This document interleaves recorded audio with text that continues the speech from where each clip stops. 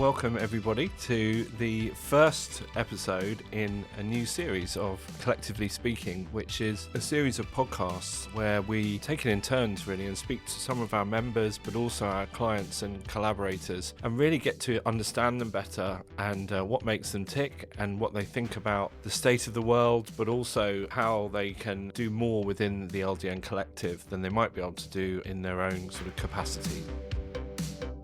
This series we've decided to treat a bit differently. We're going to try something new, which is to focus on a topic and a theme. Obviously something that will resonate with that guest, but make it more about a particular thematic idea which is relevant of this particular time. Today we're going to be talking about master planning, but in particular the idea of new settlements and sort of master planning in a sort of very bold and ambitious way, but also in a very challenging way in terms of the opposition that you meet on a number of different fronts when you do start talking about city making in its purest form, i.e. starting from more of a sort of tabula rasa situation. Labour talking about the idea of a new wave of creating new towns like we did in the second half of the 20th century. So I think that's exciting, but it also needs people with the right skill sets and the right partnerships to get behind it and to deliver on that. I was reading just the other day that if we need to house everybody that needs to be housed, we need to build at least 1.5 million homes. And at the moment, we're only building sort of 200,000 a year at best. So that's quite sobering. And I think that really it's not either or with greenfield or brownfield. We need to do both. And if we're going to do sort of proper new settlements, then they need to be thought about very holistically. And I think that's perhaps why we are doing quite a few of these projects with the LDN Collective, because they require that sort of multidisciplinary approach, thinking very holistically, but also very creatively and imaginatively, because if you're going to come up with a concept for a whole new community, then you really need to take people with you, not least the existing community, wherever you are. So that's going to be our topic for today.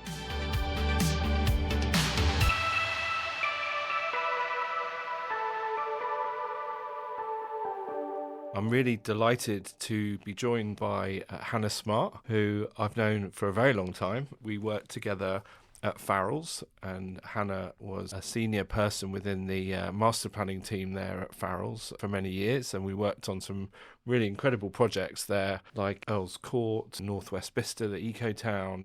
And then we both sort of followed a similar path after that, because we both decided to go and set up on our own and sort of venture into the unknown, but very much with that sort of entrepreneurial spirit and belief in the way we do things, having got a really good grounding in Farrell's, which in many ways was a great sort of formative place for lots of people that have gone on to do their own thing. So my first question to you, Hannah, hello, how are you? Hi Max, all good, thank you. Good. My first question is, in terms of this particular theme, what is it that on your journey, as it were, from when we knew each other at Farrell's, but even before that, when you decided to get into sort of landscape-led master planning, is that something you always wanted to do, or is it something that happened in a sort of more organic way? I think the question's a really interesting one because it goes back quite a long way. So the first time I realised I wanted to work and design new settlements was actually when I was at secondary school, when I was sat on the bus, aged maybe 15, and every morning we drove past a horrific urban extension in Aylesbury. And from that moment, I just decided that my role in life was to create something that changed that status and create places that were properly designed. I wasn't really sure how I was going to do that, but I went down the journey of becoming an architect. My dad said to me, whatever you do, Hannah, never become an architect. So, of course, I went to university to do architecture and ended up doing a degree in landscape architecture and architecture, so a dual degree, both at once. Following that, I then studied a master's in advanced architectural design and went to work at Farrell's to do my Part 3 in architecture. And then I met your father, and he said to me, you don't want to be an architect, Hannah? You don't want to do that. What a waste. You need to be an urban designer. And so the journey began, thanks to Terry. And, we started to work on strategic projects in London that were all brownfield. And then the first of those that was greenfield was Northwest Bicester. And I realised that that linked back to my passion about, changing the status from housing estates in the countryside to looking at proper new settlements. And that has been my passion since those early days at Farrell's. And consequently then I left, went elsewhere, and then started up my own practice and decided that was really something I wanted to focus on. Very interesting. I didn't know that about the housing extension. There you go. Most people listening will probably know of a housing extension, urban extension like the one that you mentioned in Aylesbury that got you fired up. I suppose in many ways it's still a major part of what we're doing today is to try and avoid those types of sort of soulless and car-based urban extensions, which is much of the reason why we do have so many NIMBYs, because people have a preconception that whatever a developer says and the trust in developers is not particularly high anyway, but if it's actually the future of their town and all the services they use on a daily basis, whether that's their children in schools or the waiting lists at the local hospital or to see a GP, it's a real impact on people's lives that you have to take very seriously. And these urban extensions, which do tend to be a drain on existing services, and very often for reasons of sort of the dark arts of viability, they do just end up being more homes that are all designed in a standard way. So the new settlement projects that we're working on, I think they have certain things in common. The most important one for me is that they are sustainable in a number of different ways, that they are sort of socially sustainable because they're of a certain size where you can actually make the case to build a secondary school as well as more than one primary school. And schools are often the main reason for people taking trips in their cars. And so if you can create a new community, a new neighbourhood with a school attached, as well as a high street and all the components of a place that we know and love in any market town that you might come across in this country, then I think they can be truly sustainable. And also what tends to happen is if we're looking at sort of agricultural land that is not necessarily an extension to an existing town, but it's a bit further out and it enables us to do a larger scale self-contained settlement, then it tends to have a lower value in the first place. So that means the developer can afford to create all of the what we call the amenities that go with the housing in terms of culture, leisure, retail, but also health and education and so on. So could you tell me a bit more about those types of projects where it is creating an entirely new community, and what is it that can help reassure and convince the public, particularly the people that live there already, that this is actually going to be a good thing for them? It's not just going to be putting up with construction works for the next 15 to 20 years. It's actually something that's worth the wait.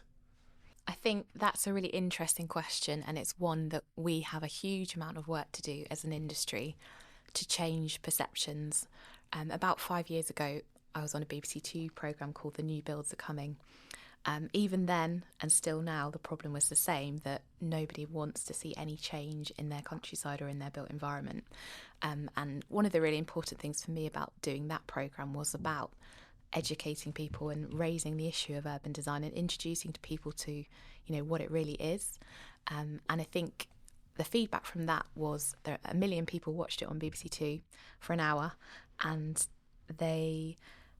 lots of people came up to me, even people on trains, in airports, and said, "You're the girl off the telly who was drawing." I had no idea that so much work goes on behind the scenes when you create new places. And actually, perhaps that is our fault as an industry, that we haven't talked about or, shared what it is that we do. So that is one big part of it, I think, to change the perception. But another problem is that we're delivering things now that we got permission for, say, 25 years ago, because our planning system is so slow and our delivery rates are so slow. So we're already delivering something that's way behind the times now, yet we're designing now potentially for 20 years in the future. So we need to catch up on that lag. I think that's really important. Otherwise, we're never going to create places that really are of this century immediately. So that's a real challenge for us and something that we need to address. But of course, not something that's that easy to do. So the projects that we've worked on as the LDN Collective as a team are Harrington New Settlement in Oxfordshire and Fulford Green in Solihull, which is a garden village. We've worked on Sibson Garden Community and others, but I think those are the notable three that address the challenges that you're talking about. I think there's a real skill in creating these projects, and that is something that worries me about lots of new growth with a new government, because unless you have the right team of professionals working on these proposals, there's a risk that you do end up with housing estates in the countryside. And that risk is also based upon viability issues, as you mentioned, Max, because if we're not building at the right densities, we will end up with complete new towns of exactly the same product. And that is another challenge for our industry that I think a team like the LDN Collective can work together to really solve that and create something exciting.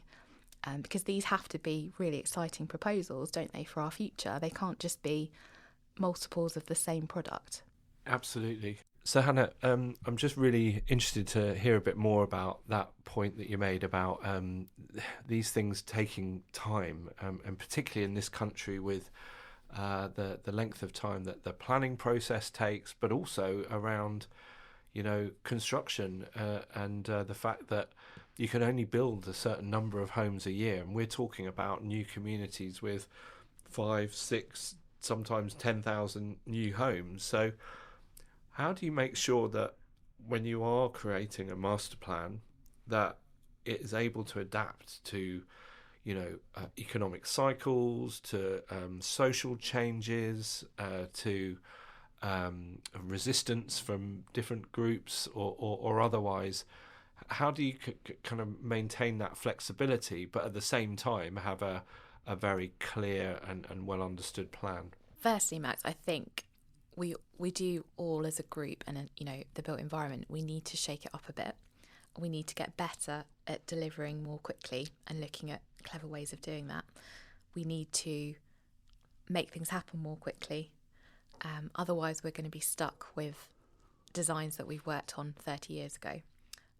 Even since I started working at Farrell's, which was a long time ago, 15 years, I think I've only seen 2 things that I've worked on actually built. Not because they were bad designs, but because it takes so long to deliver these schemes.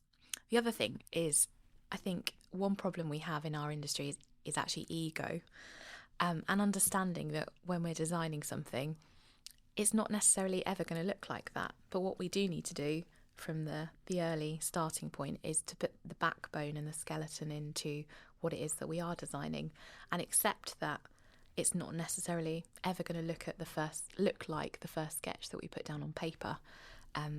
One of the things we always talked about at Farrell's was the work of many hands, and I think accepting that as a master planner, you come in with your overall big vision and you set out the framework for how a place should be, the narrative and the advocacy and the story, but also then understand that lots of other people will feed into that process over the timescale of maybe 20 years. There will be different trends and fashions within 20 years, that will shape the way that place changes. There will be lots of different architects that bring their piece to the table and, have their hands on the high street and design different buildings. And that's where we need to think differently about making sure that we collaborate, and that we're not fighting against each other to try and achieve the same thing. That's a really kind of interesting challenge for everybody, I think. I think that's brilliant, Hannah, because in many ways that's why master planning is different to architecture, because when an architect designs a building, they tend to be holding the pen, as it were, and there's a set of blueprints that don't change because they can't change, because you have to hand it over to a construction company to build a building. But with a master plan where it's going to take several years before you even get planning permission, you're absolutely right. It has to be something that can be shared, the vision, that is without having an ego at the centre of it, and also that can be taken on and taken forward by others in the future in ways that you can't predict. You do have to be quite ballsy at the start, because our job is to create a story that people understand and buy into, and the story that they will then tell to the next person or the next team. I think a really good example of that was working at Farrell's with Sir Terry Farrell on Old Oak Common, because the very first drawing that was done for Old Oak Common was Terry saying to me, go home and come back tomorrow with some sketches about creating a new city in West London. Okay, sure. Yeah. And if we hadn't have been ballsy and thought about something that was a bit out there and a bit different, then, that scheme wouldn't be where it is today. But none of us are involved in that anymore, because all we had to do at that stage was tell a story and a vision, and now other people have picked it up and made it happen. So again, that goes back to ego, because it isn't necessarily important that all of us stay with a project for its whole lifetime. But if we're creating change from, lighting a match and creating a spark, then actually we have done our job. Well, that's an obvious new strapline for us then, isn't it? It's about being ballsy without the ego to make change happen. I love it. I'm quite interested to know, because we often talk about landscape-led master planning, and in many ways, that's when I think about you and your practice, Edge. That's what I think about first and foremost, is you start with the context, and then the proposals evolve from there in a way that is of the place, if you like, in terms of not just the geography and the sort of natural environment, but also the history of a place.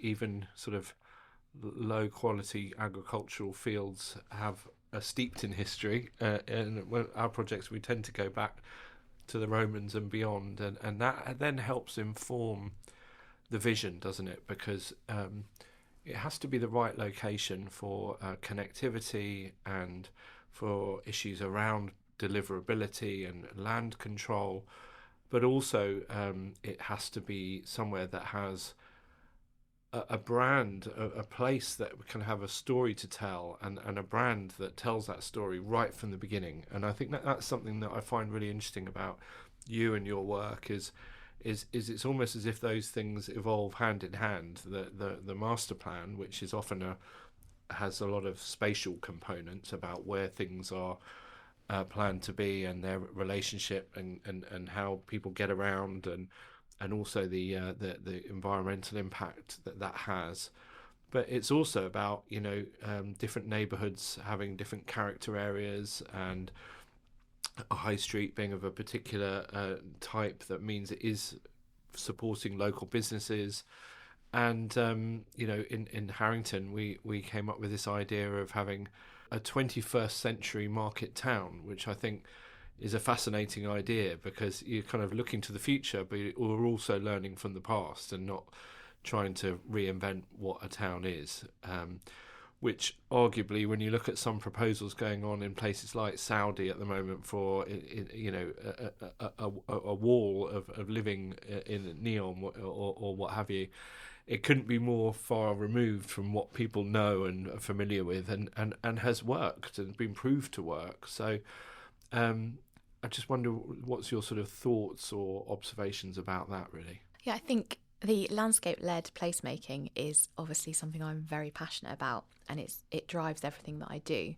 And if I hadn't have accidentally dropped an A-level in French and dropped my grades, I would never have studied landscape architecture as well as architecture, and would have missed out on that whole, that whole strain of work. And I think something that we worked on a lot at Farrell's was looking into the history of a place and understanding where it's come from, where it is today, and therefore where it can go in the future.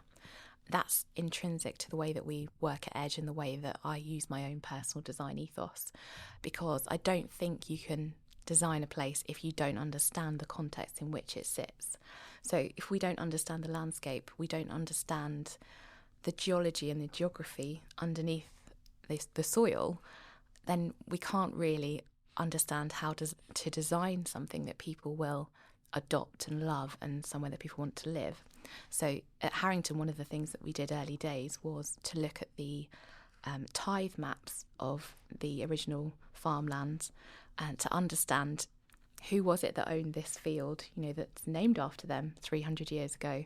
Why is it that another field is named after the soil conditions? And it does give away a lot, and it helps you to determine, for example, where you might put your local centre.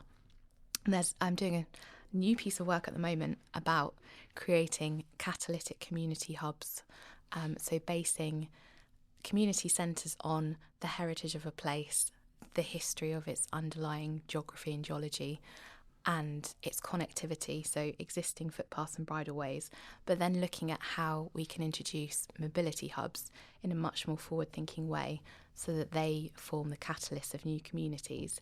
That's something that probably sounds quite straightforward, but it's a new way of thinking. Yeah, I'm not sure it does sound straightforward to people that aren't involved in our industry, to be honest, because when you say a mobility hub, that might conjure up different ideas to different people. So what would be really interesting is if I was to ask you to describe, if you're going to walk into this catalytic community centre or mobility hub or whatever it's called, what would you see and what would you be able to do when you walk in there? I think effectively it is a bit of jargon, a catalytic community hub. However, I think we really need to tell the story of what that means, which is why that's a great question. But I think it is essentially what a village or town centre would have been historically, but we seem to have forgotten the importance of that in the way that our society has changed. So for me, it's about creating a heart or a centre where it's extremely easy to move around and be connected to the landscape, the streets and spaces, the transport network, the people and the community. So a place that offers somewhere to pick up your food shopping, somewhere to pick up your Amazon packages, where you can hire a bike or an electric scooter, but also a place where you might go to meet people. So it really is going back to that old traditional village centre where everybody congregates. But so much so in the new, urban extensions that we see in the UK, we've lost all of that, and we've lost that kind of nitty-gritty, like the life of places. And I'm really keen that in creating new settlements that we don't just create more housing estates, that we do actually create places where people want to be and want to live, rather than just saying we live, work and play here. That's a strapline that everyone uses, but actually there's way more to it, if we're really clever about the way we design it. In many ways, I think what you're saying is that it's about how do you create a master plan that also connects people and makes it a more community-led sort of place, which historically happens over a long period of time. You get to know your neighbours, and then they have children, and then your children know their children. But how do you do that from somewhere where people might be moving into that have come from different parts of the region? More often than not, most people who buy a new home don't live too far away from there because they have roots there. But this idea of a community hub, I think, sounds to me like it's also somewhere that would encourage people to live a more sort of eco-friendly lifestyle, if you like, if it is about things like, food growing or bike riding. Making it more social is a good way of encouraging people to do it, isn't it? Because it becomes more of an activity than just a functional thing. Yes, absolutely. And, why is it that we absolutely love our market towns? What is it about those that, what's so special that people desire to live in those places? And how do we recreate that? Like you say, you want to make it a sustainable, eco-friendly, joyous place to live, the place where everyone wants to go and buy a home. And I do think there's a real challenge in the way that we can deliver that and create something new.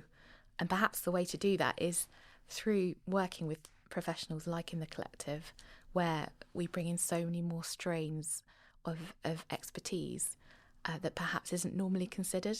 So there are so many different professions within our group that when we come together, we can create something really special that perhaps hasn't been seen before.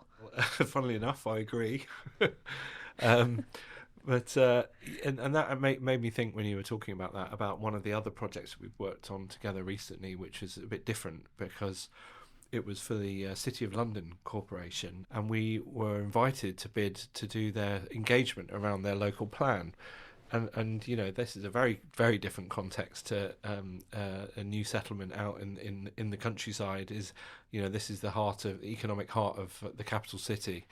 but equally facing lots of its own particular challenges around coping with more people now working from home, about different industries performing or underperforming, whether that's sort of technology or banking, and also about the environment and having to retrofit buildings, and where there are empty offices that are maybe outdated, what to do about that, and so that was a really interesting sort of project for me, and it was great to have you and your team at Edge involved, because what you brought to it was a more sort of drawing based input, where you were actually drawing up what people were talking about in almost live, as and when people were talking about it. And that then was incredibly important and valuable for the City of London, because they were able to then feed in a lot of these brilliant ideas that people who either live or work locally had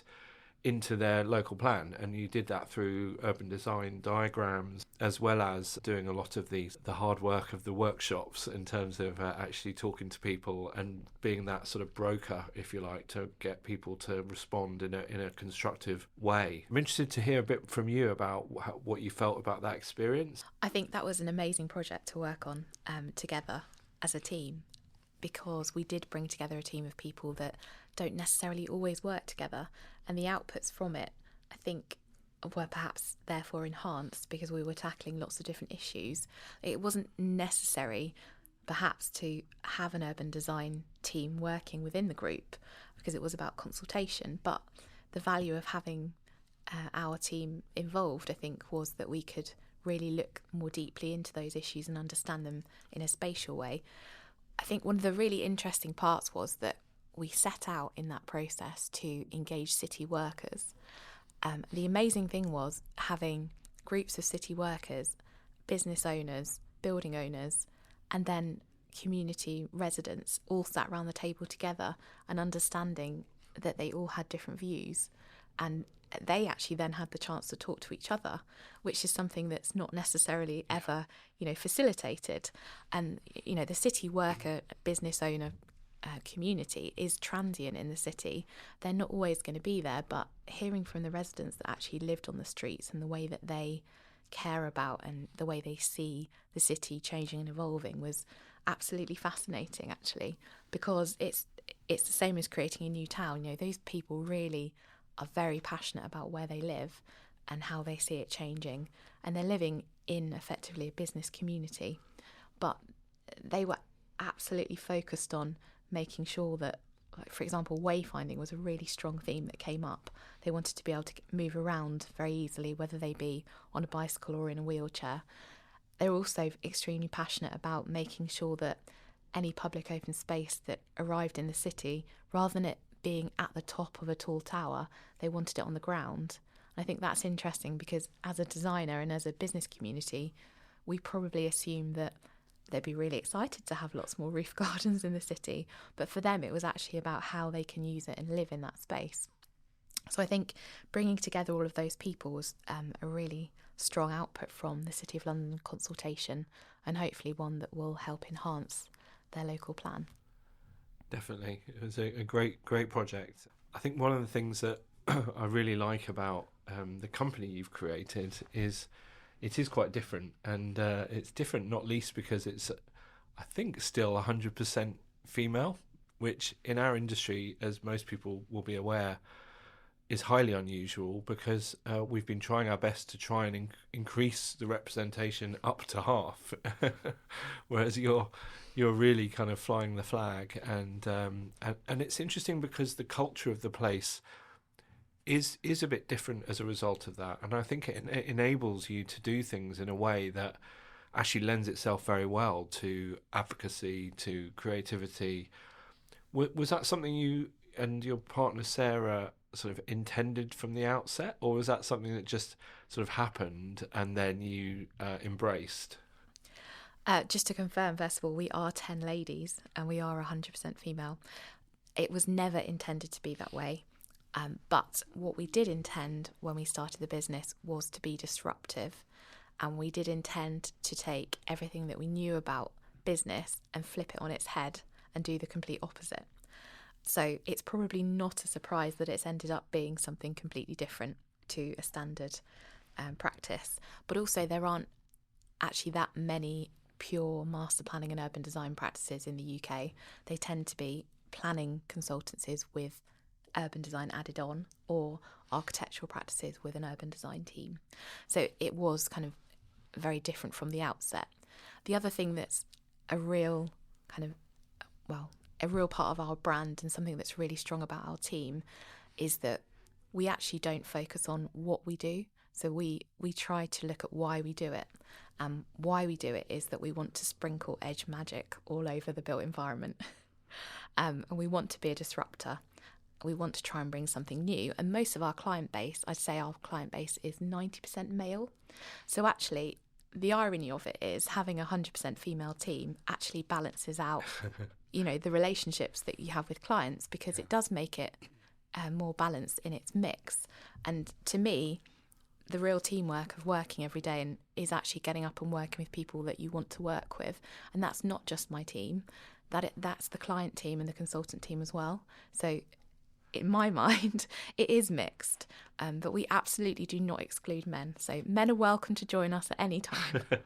Well, I'm very glad to hear that. And, from my own experience, it's always been such a pleasure and in fact a joy to work with you and your team. And, I hope we can continue to spread some of that edge magic across the country, and long, I'm looking forward to many more collaborations in the future. So thank you very much, Hannah. That's been an incredible sort of conversation, and it's always good to sit down with you, and I've learned quite a bit today as well that I didn't know. So thanks for your time, and I look forward to carrying on over the next 10 years together. Amazing, thank you, Max. I think we need to be spreading our LDN and edge glitter and magic over the world, not just the UK.